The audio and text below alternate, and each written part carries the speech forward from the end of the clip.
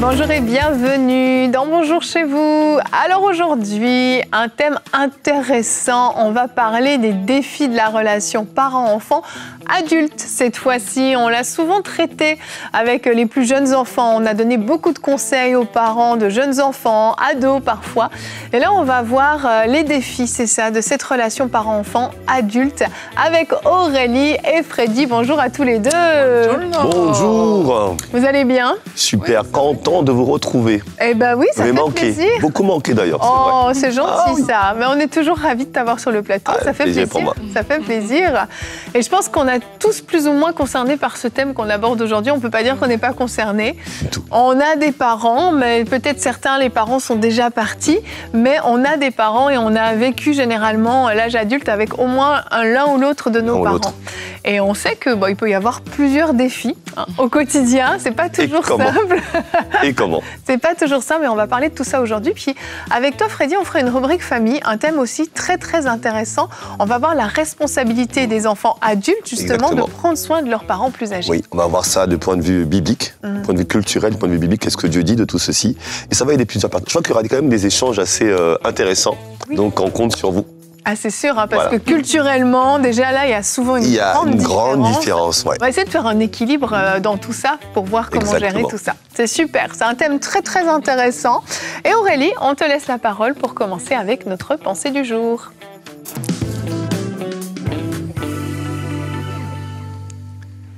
Certaines personnes ont eu de très bons parents et d'autres peut-être pas. Mais dans tous les cas, le Seigneur nous demande de nourrir nos parents. Et aujourd'hui, j'aimerais vous encourager à faire certaines choses, même si c'est compliqué dans votre relation avec vos parents, même s'ils sont loin de vous, même s'ils sont proches. Je vais vous encourager dans un premier temps à changer votre regard sur vos parents.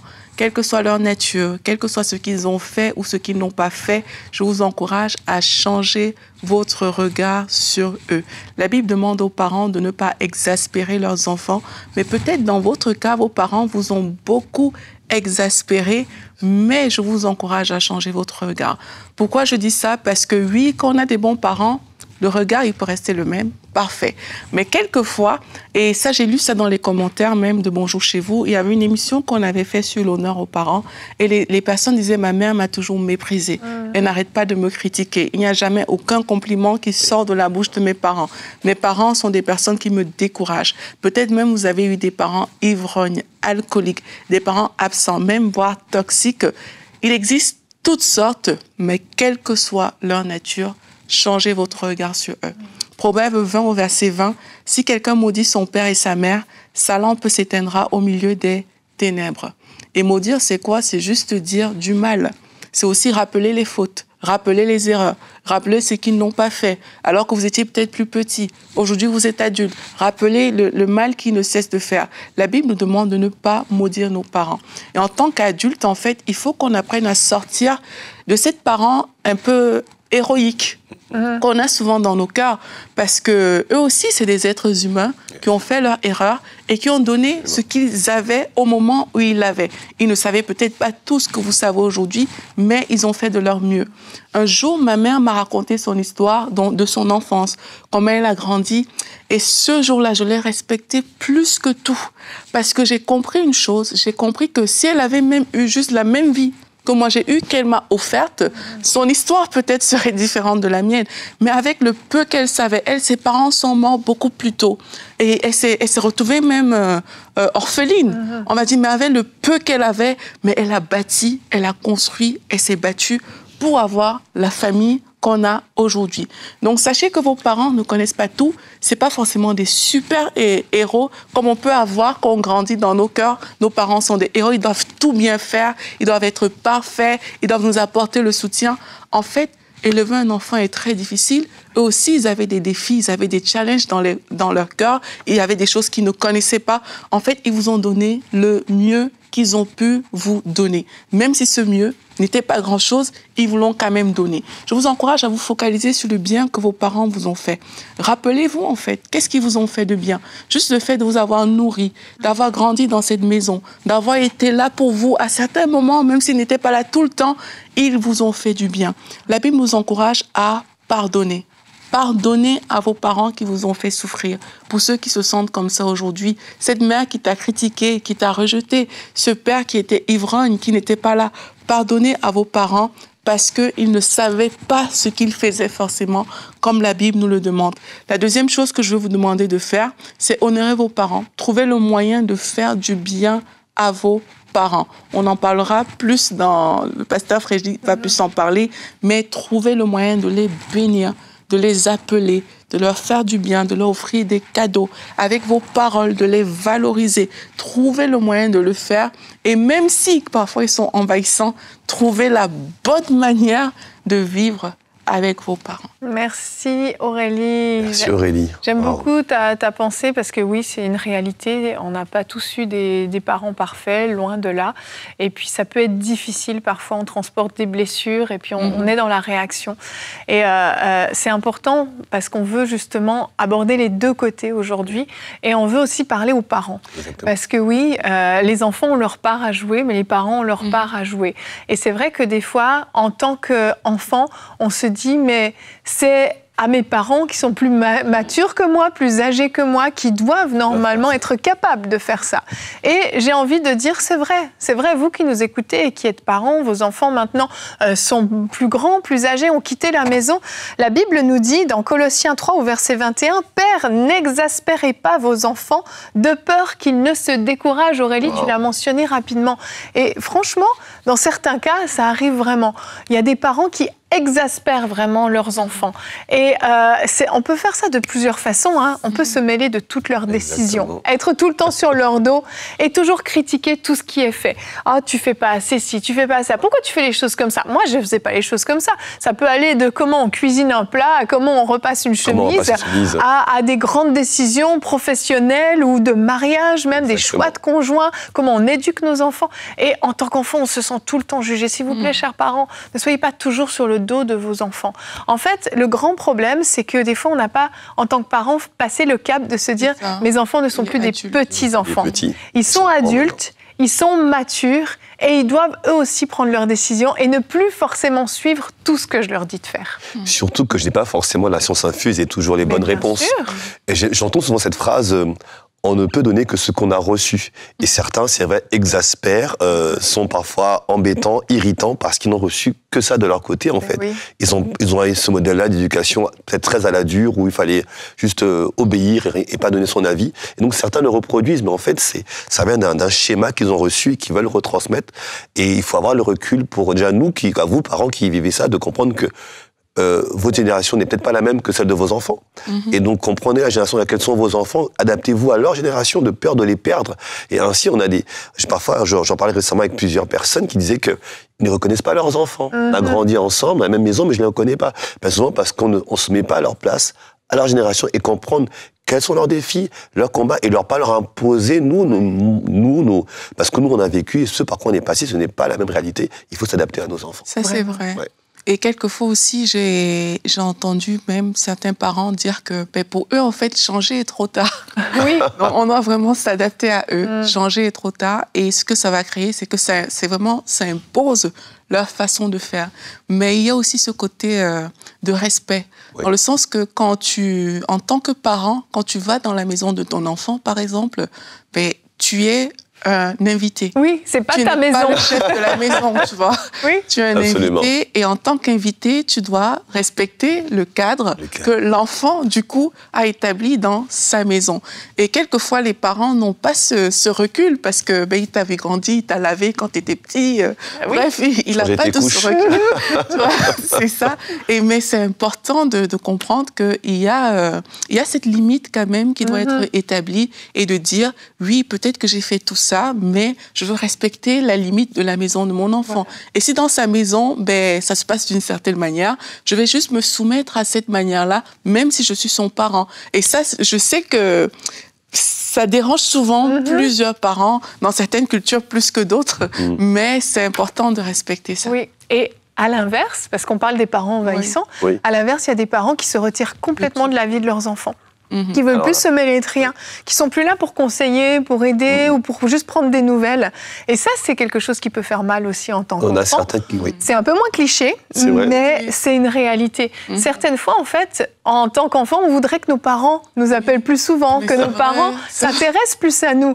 Et puis, il y a vraiment des parents, ils ont vraiment lâché prise. Ils ont coupé le cordon. Et là, maintenant, je vis ma plus belle vie. Je suis à la retraite avec mon mari, avec mon épouse. Exactement. Et puis, les enfants n'existent plus. Donc, faites attention à ça aussi. Je crois qu'il y a des mots qui sont tellement précieux et bons pour des enfants, pour guérir des blessures. Je suis fière de toi. Est-ce que vous avez déjà dit à vos enfants adultes, je suis fière de toi? Le nombre de personnes qui soupirent après ces quelques mots qui font tellement du bien. Je t'aime. Est-ce que je peux t'aider à quelque chose? Il y a des enfants, des fois, qui ont besoin de conseils, qui ont besoin de la sagesse de leurs parents aussi. Mais bien sûr, adultes, oui, on parle adultes, qui ont besoin de la sagesse de leurs parents. Les parents ont vécu des expériences, pourraient, par leur expérience, donner des bons conseils à leurs enfants. Et ils se sont tellement retirés de leur vie que les enfants en sont privés. Et vraiment, oui, on a l'impression qu'on dit tout et son contraire, hein, mais c'est volontaire, c'est parce qu'il y a différentes catégories de parents. C'est intéressant. Tu parlais tout à l'heure même des conflits de valeurs. Oui. Les conflits de valeurs, c'est quelque chose qu'on retrouve très fréquemment dans les familles et sur des positions où l'enfant, il pense d'une certaine manière, le parent pense complètement le contraire. Toi, tu ne devrais pas épouser quelqu'un qui vient de là, mais le parent veut que tu restes dans une certaine logique, etc. Et une culture. Et une certaine culture. Et c'est important, en fait, de vraiment savoir où est notre place. Voilà. Vraiment des deux côtés. De la même manière qu'un enfant adulte, il peut être en désaccord avec ses parents, mais rester dans l'honneur. Ça, c'est super important. De la même manière, un parent doit comprendre qu'il peut être en désaccord avec son enfant et respecter sa décision parce qu'il est un adulte. L'homme quitte son père et sa mère à un moment, quand il devient adulte, pour s'attacher à sa femme. Ça veut dire qu'il forme sa propre famille, il devient le responsable de sa famille. Et c'est important que les parents aient ce recul quelque part et cette approche aussi de la vie. Et peu importe la culture. Bien souvent, c'est parce qu'on ne coupe pas le cordon ombilical, en fait. Et ils sont encore, on n'a pas coupé ce cordon, pardon. Et du coup, on estime qu'on est encore en droit de leur dire quoi faire, quoi dire. C'est pas simple. Il faut trouver un équilibre entre la loi de l'honneur, je dois t'honorer à un certain niveau, pas au point où ça met en péril mon foyer, ma famille, ma maison. Et en même temps, le parent doit respecter sans délaisser non plus. Parce que je connais certains parents qui disent j'ai hâte qu'il ait 18 ans, qu'il parte de la maison parce que je veux enfin faire ma vie à moi. Et dès qu'il sera parti, ne pense. Mais je pense qu'il faut vraiment trouver cet équilibre-là pour ne pas délaisser. Parce que je pense que même adulte, on a vraiment besoin, comme tu disais, d'entendre un mot de ses parents, un encouragement, une bénédiction, un conseil, tout simplement, même une présence parfois, en fait, juste pour dire je suis là avec toi, dans ce que tu traverses. Et il faut vraiment trouver cet équilibre-là pour que chacun puisse s'épanouir dans la relation. En fait, moi, je dis qu'il faut qu'on prenne, que chacun doit donner son cadre à lui et que chacun mette son cadre et qu'on respecte les cadres de tous, en fait. Et comme ça, chacun a sa place et on avance en pleine harmonie, en fait. Il ne faut pas avoir peur de dire aussi ses besoins. Voilà, c'est aussi bien en tant que parent qu'enfant. Exactement. Il ne faut pas avoir peur en tant qu'enfant adulte de dire papa, j'aimerais juste que tu m'encourages aujourd'hui. Et en tant que parent, il ne faut pas avoir peur de dire j'aimerais juste te donner ce conseil. Est-ce que tu veux bien le prendre ou pas? Respecter, mais la communication est importante. Clairement, c'est exactement ça. Et même, j'aimerais vous encourager, là vous avez entendu cette émission, eh bien, je vous encourage à communiquer. Appelez vos enfants ou appelez vos parents et prenez le temps d'avoir cet échange-là. Il y a des choses qui ne vont pas. Est-ce qu'on peut juste rétablir un cadre un peu plus clair, un peu plus précis? Et effectivement, voici de quoi j'ai besoin. Voici le cadre que je fais. Là, tu vas trop loin et j'aimerais qu'on se mette d'accord sur ça. Au lieu de juste être toujours dans la dispute, dans la colère et même dans le repousser, le rejet, vraiment communiquons. Mettons des bases qui soient saines, qui soient équilibrées pour vous, pour votre famille. famille, parce que c'est la base de chez Aurélie et peut-être pas la même chez moi. Exactement. Et c'est OK comme ça, mais que vous puissiez vraiment communiquer, rétablir la communication, laisser le passé derrière et rebâtir sur de nouvelles fondations. Et on va voir maintenant, les parents grandissent, deviennent de plus en plus âgés, et là on se retrouve dans des situations peut-être justement de parents qui sont malades ou qui ont besoin d'aide, qui ont une dépendance, et on va voir quelle est la responsabilité des enfants vis-à-vis de leurs parents âgés dans la rubrique famille.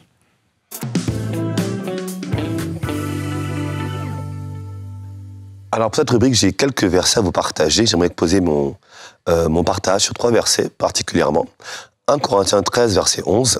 « Lorsque j'étais enfant, je parlais comme un enfant, je pensais comme un enfant, je raisonnais comme un enfant. Lorsque je suis devenu homme, j'ai fait disparaître ce qui était de l'enfant. » J'aimerais vous proposer également Romains 12, versets 17 et 19, qui dit ceci. « Ne rendez à personne le mal pour le mal, en relation avec ce qu'on disait tout à l'heure, certains parents qui ont été parfois exaspérants et irritants. Recherchez ce qui est bien devant tous les hommes. S'il est possible, autant que cela dépend de vous, soyez en paix avec tous les hommes. » Et enfin, pour finir ce dernier verset, pour pouvoir échanger dessus, ce serait Éphésiens 6, versets 2 à 3. Et il est écrit « Honore ton père et ta mère ». C'est le premier commandement avec une promesse. Verset 3, « Afin que tu sois heureux et que tu vives longtemps sur la terre. » Je crois que nous voulons tous être heureux et vivre longtemps sur la terre. Tout le monde voudrait vivre longtemps et heureux sur la terre. Et pour ça, on nous demande d'honorer nos parents. Mais quelle est la limite entre l'honneur et du coup l'oubli de soi en réalité? Donc j'aimerais qu'on puisse partager ensemble là-dessus. Nous parlons de vous qui êtes adultes aujourd'hui, qui avez des parents à charge. Certains parce qu'ils sont souffrants, d'autres pour des raisons économiques et financières. Ces parents sont à votre charge, peut-être pas chez vous, mais à votre charge financièrement. On parle de toute cette situation-là où beaucoup sont confrontés. Et on va voir que selon le pays où on se trouve, la région où on se trouve, les points de vue, les axes sont différents. Les axes sont différents. J'aimerais parler un peu des points de vue culturels. Vous allez voir qu'en Europe, en raison du fait que le système de retraite a été plutôt développé, bien développé, en fait, grâce aussi au développement des maisons de retraite, on va voir que la relation parents âgés et parents et enfants est différente. On va dire que le fait que les parents, grâce à la retraite, sont plus autonomes, certains sont en maison de retraite, donc on constate que les parents sont beaucoup moins à charge pour leurs enfants que dans d'autres cultures. Alors, certains diront oui, mais il y a peut-être une distance aussi émotionnelle et on va dire relationnelle. Pas forcément. Il y a plusieurs cas de figure. Il y a ceux qui sont, bien que les parents sont en maison de retraite, il y a des appels quotidiens, il y a des visites toutes les semaines. Donc, chaque cas est différent. Mais on constate quand même que la charge d'un parent âgé sur un enfant est bien moindre en Europe, on va dire en Occident de manière générale. Occident de manière générale, la charge est moindre. Par contre, si vous allez en Asie, c'est différent. On observe un mix où à la fois, les parents sont parfois à la charge parce qu'il n'y a pas trop de maisons de retraite non plus là-bas. On va observer un mix en fait entre les deux. Parfois, les parents sont chez eux, mais ils sont aidés quand même. Alors, vous avez le cas on va dire des pays en Afrique qui est totalement différent. On a plutôt les parents à charge, à croire que les enfants arrivés adultes doivent prendre soin de leurs parents financièrement et à tout point de vue. Vous voyez, il y a plusieurs cas de figure, mais que dit la parole de Dieu dans tout ça? Que dit la Bible dans tout ceci? Alors, la Bible nous dit que, Proverbe 13, verset 22, j'espère que je vais froisser personne, mais la Bible dit que l'homme de bien a pour héritier les enfants de ses enfants. Ça veut dire qu'en fait, dans la pensée de Dieu, le parent n'a pas à être une charge pour ses enfants. Dans la pensée de Dieu, le parent est une bénédiction pour ses enfants. Ça veut dire que ce que j'ai œuvré et j'ai fait en sorte que je laisse à mes enfants de quoi eux aussi pouvoir continuer à vivre et vivre longtemps. Et moi, j'ai de quoi m'occuper de moi. C'est la pensée de Dieu que nous ne soyons pas à charge pour nos enfants. Toutefois, j'aimerais mettre un équilibre avec un autre verset qui nous dit dans 1 Timothée 5, verset 4, il dit « Si une veuve a des enfants ou des petits-enfants, qu'ils apprennent avant tout à exercer la piété envers leur propre famille et à rendre à leurs parents ce qu'ils ont reçu d'eux, car cela est agréable à Dieu. Ce qui plaît à Dieu aussi, c'est que vous puissiez donner à votre parent ce qu'ils vous ont donné. Ils ont pris soin de vous, ils vous ont aimé, ils vous ont entouré à votre tour. Aimez, entourez et prenez soin de. N'oubliez pas, on l'a rappelé tout à l'heure, Aurélie l'a rappelé, l'importance de la loi de l'honneur. Ce que nous demande, c'est de les honorer dans le langage, dans le comportement, également dans les actions.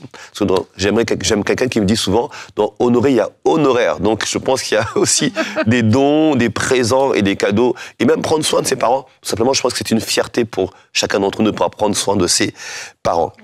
Mais dans tout ceci, il faut de l'équilibre. Evelyne, Aurélie, il nous faut de l'équilibre. Parce que vous devez d'abord prendre soin de votre propre maison. Vous ne pouvez pas prendre soin de vos parents au détriment de vos enfants ou de votre couple ou de vos actions, de vos activités en réalité. Donc, il faut que l'équilibre parte d'abord de vous. Quels sont vos besoins? Quels sont vos projets? Quelle est votre vision?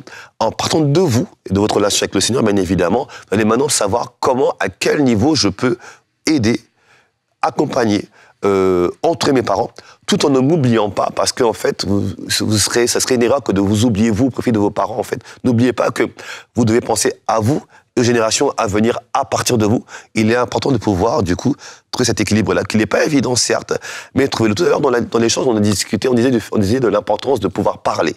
Je crois que l'équilibre se trouve dans l'échange avec vos parents, en disant, papa, maman, j'ai une famille aujourd'hui, voilà ce que je peux faire, voilà ce que je ne peux pas faire, et à chacun de pouvoir respecter le cadre que l'on va se fixer. C'est d'où le point suivant, définissez un cadre.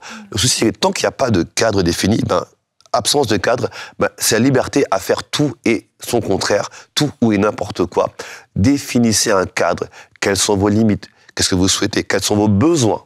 Quelles sont vos attentes? Quelles sont vos envies? Définissez un cadre. Et surtout, ne vous sentez pas coupable de ne pas pouvoir faire plus pour vos parents. Ne vous sentez pas coupable ou diminué de ne pas pouvoir faire plus. Faites ce que vous pouvez faire. Et de toute façon, Dieu connaît votre cœur. Dieu sait ce qu'il y a dans votre cœur. Le plus important, c'est que votre cœur soit désireux d'être agréable à Dieu et de prendre soin à la hauteur de vos possibilités. Mais de grâce, définissez un cadre.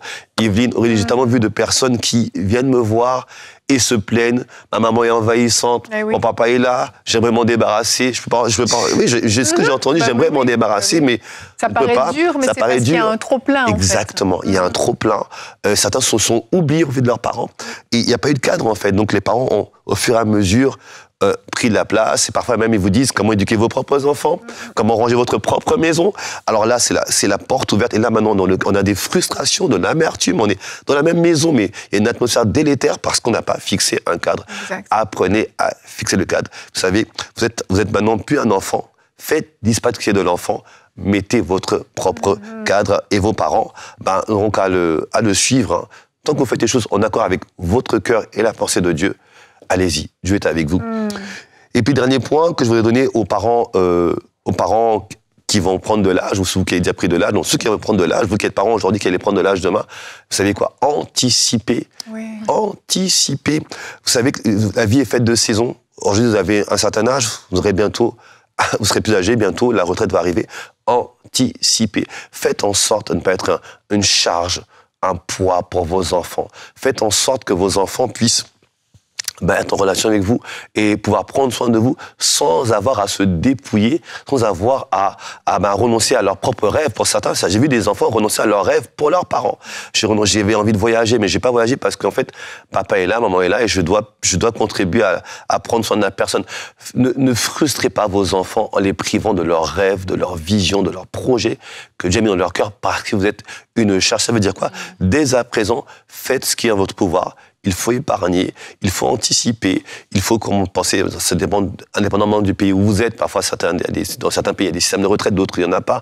Mais quoi qu'il en soit, faites en sorte qu'à l'âge où vous serez âgé, vous serez plus en mesure de travailler, que vous ne soyez plus une charge pour vos enfants. C'est maintenant que se décide l'avenir, c'est maintenant qu'on travaille pour l'avenir, c'est maintenant qu'on prépare les choses afin que nos enfants puissent nous bénir. Ma prière, c'est que nos enfants nous bénissent et ne nous maudissent pas en disant, voilà, je ne peux pas vivre, je ne peux rien faire parce que papa et maman sont à ma charge.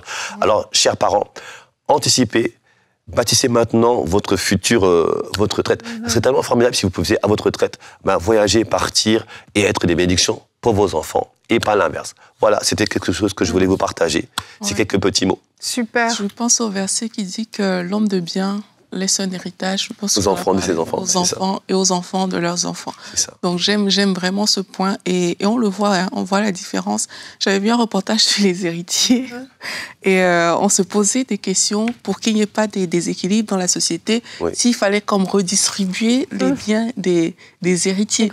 Sauf que eux, quelque part, tu vois, leurs parents ont fait quelque chose pour eux. C'est ça. Et c'est déjà un bagage qu'ils ont, qui les valorise, enfin, je ne sais pas si c'est le mot valoriser, mais qui les fait bien partir dans la vie par rapport à d'autres personnes. Donc, c'est important en tant que parent de vraiment anticiper, en fait, de se dire, OK, et quand on dit anticiper, moi, je le vois, moi, je connais plus le contexte africain où parfois, vous allez voir que, par exemple, ici, les gens anticipent sur, OK, dans 20 ans, la toiture de ma maison ne sera plus en état, donc il faut que je mette de l'argent de côté pour le faire. Sauf que là, on va voir beaucoup de cas où la maison est en train de s'écrouler. On n'avait pas pensé à ça. Pourtant, c'est un bien qui peut même bénéficier à la famille dans le futur, mais il y a beaucoup de choses auxquelles on ne pense pas, malheureusement, peut-être aussi à cause du système qui ne le permet pas toujours, parce que c'est des systèmes différents, mais c'est vraiment l'anticipation sur des petites choses qui peuvent prévenir dans le futur. Je crois que ça va vraiment aider. Vraiment, puis au-delà du côté culturel, je crois qu'en tant qu'enfant, on doit avoir ce cœur aussi de vouloir prendre soin de nos parents, qu'ils soient en maison de retraite, qu'ils soient chez nous. C'est sûr que chez nous, c'est différent, on va la faire spontanément. Mais si vos parents sont actuellement en maison de retraite, c'est une bénédiction que vous n'ayez pas vos parents directement à charge à la maison. Mais oui, allez les voir, comme tu le disais, appelez-les, soyez présents pour eux. Moi, je sais que j'ai une grand-mère qui est en maison de retraite, c'est celle qu'il me reste, et elle est hyper contente d'être en maison de retraite. Elle dit que tout le monde est gentil avec elle, elle est comblée, elle est heureuse, mais qu'est-ce que ça lui fait plaisir quand ses filles viennent la visiter. Et je crois que c'est important d'avoir vraiment cette conscience de cette responsabilité-là, avec une certaine limite, avec un cadre, pas au-delà de ce qu'on peut faire, au-delà du maximum, pas au détriment de notre propre foyer, comme tu le disais, mais devant Dieu, on a cette responsabilité. L'honneur à nos parents, c'est aussi ça. Et je crois que si effectivement les parents ont bien anticipé, bien planifié les choses, et que les enfants ont ce cœur pour honorer leurs parents, on a quelque chose d'équilibré et quelque chose qui réjouira le cœur de Dieu et qui sera lourd pour personne finalement. Une chose importante, Yveline, et je te remercie d'avoir précisé, c'était que même si on a la grâce d'avoir une maison de retraite, etc., je pense qu'il faut quand même le contact, l'échange régulier est vraiment important en fait. Et parce que certains peuvent avoir les parents chez eux, mais même pas leur parler parce qu'on est tellement exaspérés. Mais c'est ça, bâtir cette relation-là, on continue à partager en fait de ce qu'on a chacun reçu de la part du Seigneur ou pas d'ailleurs, et s'aider à pouvoir aller le plus loin possible dans la vie. Et vraiment, vraiment. Et moi, je pense aussi rapidement à ceux dont les parents ne sont pas encore au Seigneur. Vous avez l'opportunité de les aimer, même s'ils ont été de mauvais parents toute leur vie. Vous avez cette possibilité-là, et je pense à Joyce Meyer qui a, sous l'impulsion du Saint-Esprit, acheté une maison à son père qui avait pourtant abusé d'elle toute son enfance. Et il y a des choses comme ça que le Seigneur peut vous demander, des actions à poser dans la vie de vos parents, qui ont été de mauvais parents, oui, et j'en suis consciente, mais je crois que vous pouvez faire la différence en touchant leur cœur et peut-être même pouvoir les amener au Seigneur là, sur leurs dernières années de vie, par l'amour que vous allez leur manifester. Alors s'il vous plaît, si vous avez le cœur meurtri par vos parents, prenez le temps de guérir des blessures, de vous réconcilier et de les aimer malgré tout, tels qu'ils sont. Et parfois, il faut faire le deuil des parents qu'on aurait voulu avoir. On s'était imaginé un certain type de parents. On fait le deuil de ces parents-là, mais on ne fait pas le deuil des parents que on a là dans notre vie. Eux sont encore là, sont encore bien en vie, et vous avez l'opportunité de les aimer, de les bénir et peut-être de les amener au Seigneur. Alors ça vaut tout l'or du monde. On va se retrouver demain. Merci à tous les deux. Très intéressant. Demain, on va voir comment changer des traits de mon caractère. Alors on a tous des petites choses qu'on doit améliorer, gommer, dirons-nous. Mais est-ce que c'est vraiment possible? Comment faire pour y parvenir? Eh bien, on en parlera demain. Et Aurélie, tu feras une rubrique réponse d'experts. Comment fonctionne le renouvellement de l'intelligence? Une émission fortement intéressante. Alors, on se donne rendez-vous demain. Merci d'avoir été avec nous et bonjour chez vous.